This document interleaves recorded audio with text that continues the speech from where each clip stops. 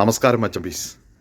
54 വർഷങ്ങൾക്ക് ശേഷം, അതായത് അപ്പോളോ 17 കഴിഞ്ഞതിന് ശേഷം അമേരിക്ക വീണ്ടും ചന്ദ്രനിലേക്ക് മനുഷ്യനെ അയക്കുകയാണ്. അതായത് ഫെബ്രുവരി 6-നും 11-നും ഇടയ്ക്ക് ആളെ അയക്കാനാണ് ഇപ്പോൾ പ്ലാനിട്ടിരിക്കുന്നത്. ആർട്ടിമിസ് 2 എന്ന് പേരിട്ടിരിക്കുന്ന ഈ ദൗത്യത്തിൽ 4 മനുഷ്യർ കാണും. അപ്പോൾ അതിൽ 2 പേര് പ്രത്യേകതയുള്ളവരാണ്. ഒരാൾ ഒരു സ്ത്രീയും, ക്രിസ്റ്റീന കോച്ച് എന്ന് പറഞ്ഞ ഒരു സ്ത്രീയും ജെറമി ഹാൻസൺ എന്ന് പറയുന്ന ഒരു കനേഡിയനുമാണ് ഈ ദൗത്യത്തിൽ പങ്കെടുക്കുക. അപ്പോൾ ആദ്യമായിട്ട് ചന്ദ്രനിൽ പോകുന്ന സ്ത്രീ എന്ന പദവി ക്രിസ്റ്റീന കോച്ചിന് കിട്ടും.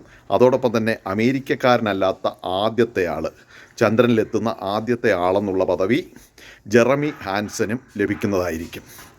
അപ്പോൾ നിങ്ങളുടെ അഭിപ്രായങ്ങൾ പറയുക.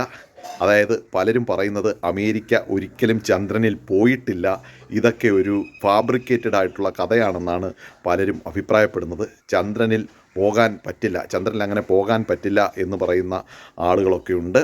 അതായത് അമേരിക്കയിൽ ഫ്ലോറിഡയിൽ സജ്ജീകരിച്ച ഒരു സ്റ്റുഡിയോയിലാണ് ഈ ആദ്യത്തെ ചന്ദ്ര ദൗത്യം ചിത്രീകരിച്ചതെന്ന് പറയുന്ന ചില തിയറികളൊക്കെ ഉണ്ട്.